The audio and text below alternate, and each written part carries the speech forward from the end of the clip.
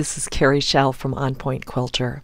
In this video, I will be sharing with you the technique that I use for paper foundation piecing.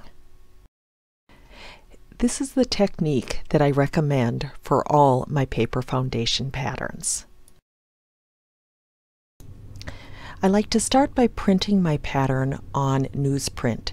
Carol Doak's foundation paper is good for this. Rough cut the pieces and tape them together.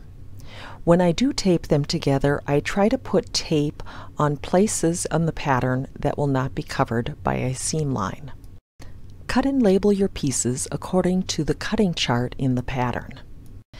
Place your A1 piece over the A1 square on the wrong side of the foundation.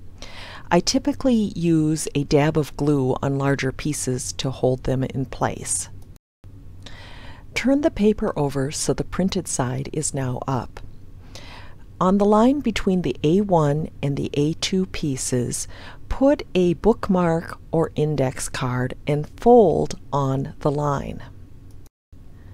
I then nest the lip of my add-a-quarter ruler against the edge that I have just formed and trim using my rotary cutter. Open the foundation and place the A2 fabric on top of the A1 fabric. You're going to match the recently cut edge with a cut edge of your new piece. Also make sure that the right sides of the fabric are facing each other. I like to set my sewing machine speed to 1.8.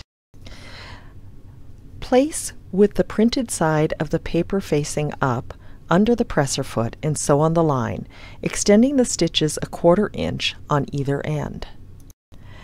I've noted the start and stop points with arrows in this photo. Press towards the A2 piece. Repeat the process for the next 3 corners. When you get to the A6 piece, you're going to need to pull the paper away from the stitching in order to release it and fold it back for doing your next trim. Continue to match the edges of the new piece with the just trimmed edge of the previous section. Sew on the line and press towards the new piece. For longer pieces, you can start by trimming a small section with your add-a-quarter ruler and then just shift your add-a-quarter ruler and continue trimming. On seams that extend to the outer edge of the block, make sure to extend your seam allowance as well. Use a regular ruler and align it on the outside edge of the pieces.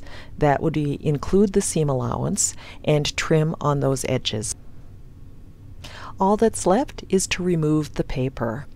I personally prefer to remove paper before adding foundation pieces together, but others prefer to do it after combining the sections. If you are interested in the metal foundation used in this video, please check out the pattern on my website at www.onpointquilter.com.